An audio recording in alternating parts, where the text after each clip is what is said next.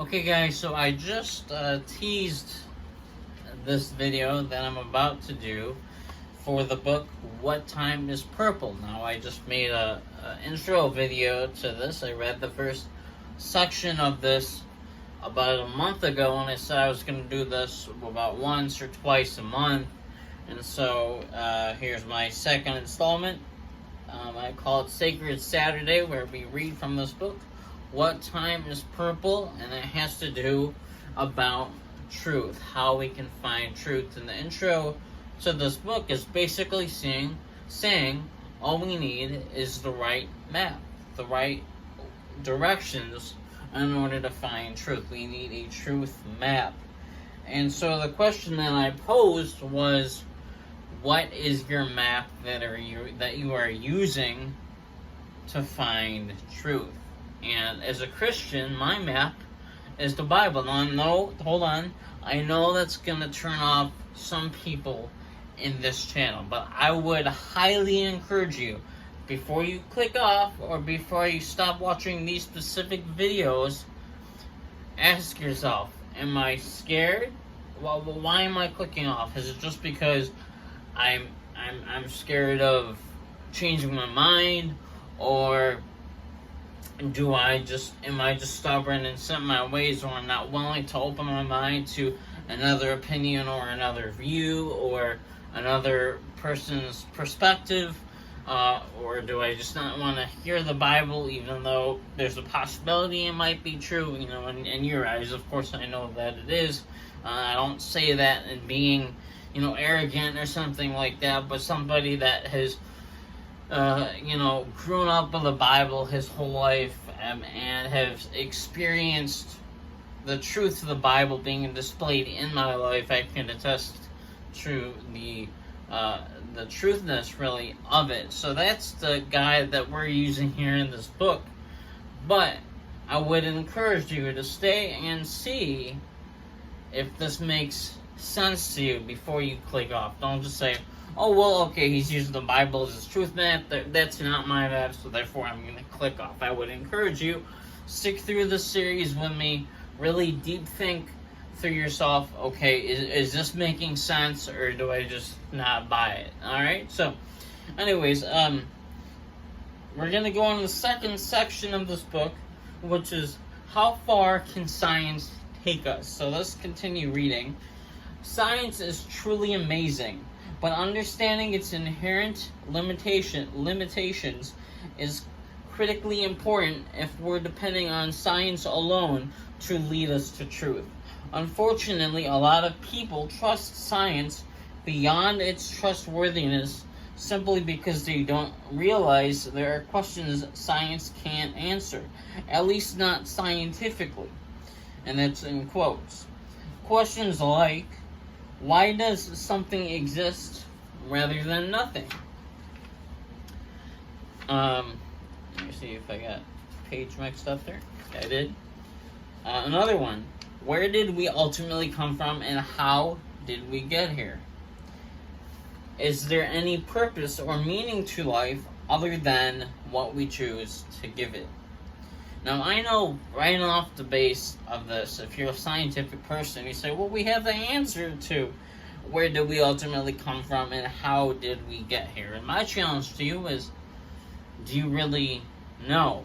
You can say, yes, we evolved, but how did that whole thing play out? I mean, you can talk, I've watched videos and I've talked to different people, and so many people have somewhat different responses to this question. So I guess it goes back to the main argument of how can we know something, at least, or that goes to the main argument of questions that science can't answer, at least not scientifically. Alright, so there's that. But let's continue on. To answer these questions scientifically, a time machine would have to take us back where we could make direct observations of how everything came to be. That's how operational scientists work.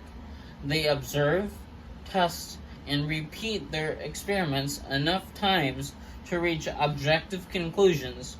When they succeed, great things happen. We land men on the moon, cure devastating diseases, and put more information into smartphones than all the world's libraries combined.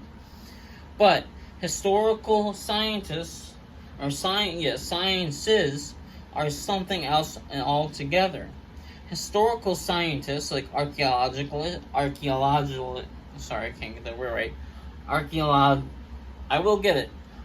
Archaeologists.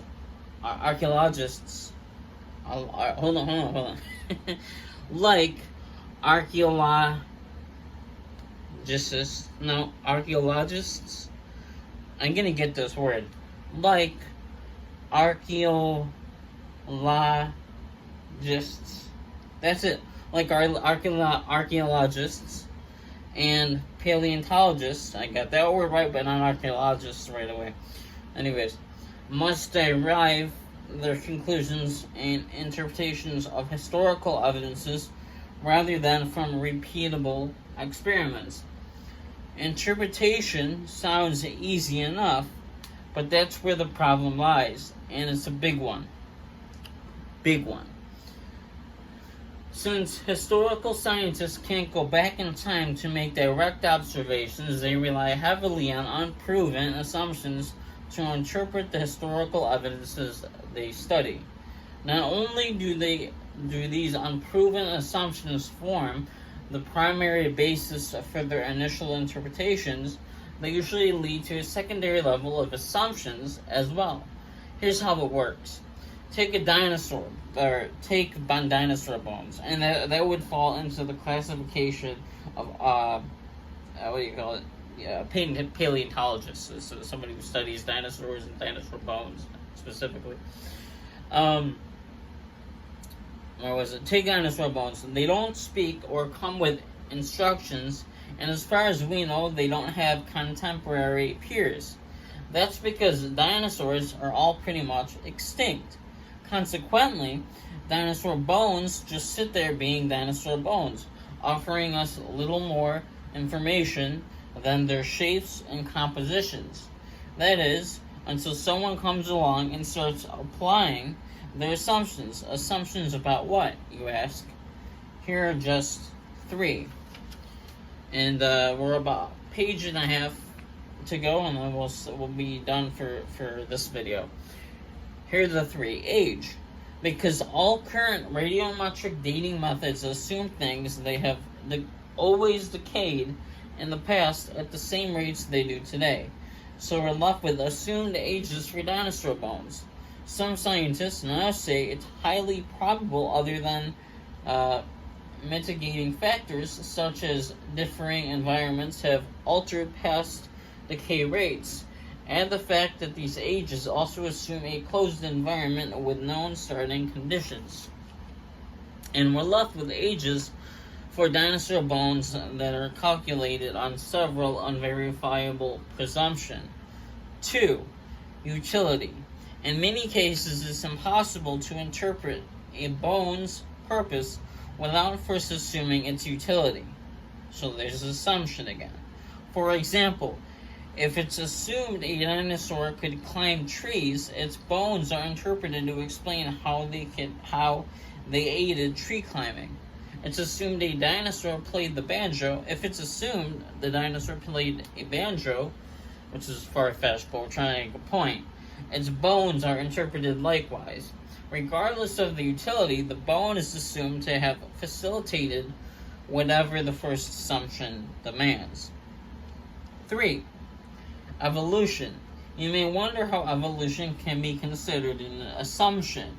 So again, this is an assumption. Don't click off. The answer is simple. We still don't have a time machine to afford us the benefit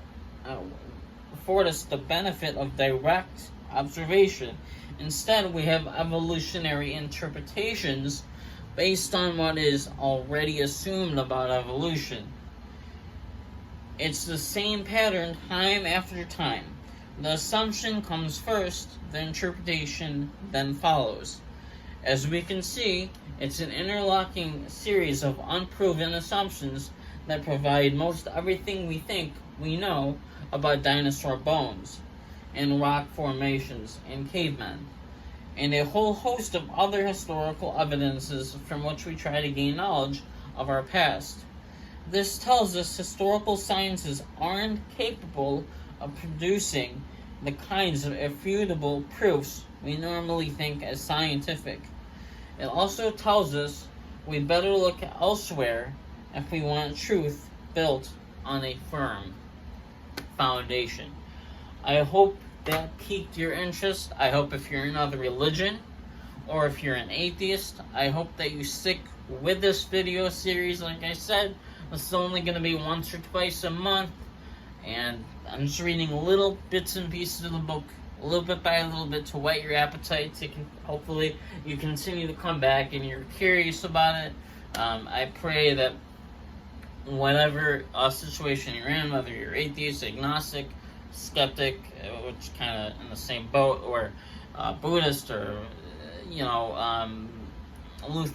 Catholic, or Mormon, or Jehovah's Witness, or other religion, no matter the fact, that the Lord God would work on your heart through the reading of this book, and it would cause you to really search and further search, not just based on this book, but just get your mind going and even go in the scriptures yourself and really further search out for the truth. So I hope that work by God is done in your heart as we go through this book. That is my prayer, and I hope that you stick with it, stick with the series here, and that you're willing to open your mind to what this book and what we as Christians believe and what we have to say. So, thanks for watching. Stay happy. Hold on. Let me get ready for this part. Stay healthy and stay caffeinated. By the way, I just did a review for the Pepsi Mango soda pop, depending on where you're from. In my last video, it's really good if you like mango, so if you're interested in my first initial reaction, check this out. Alright, peace.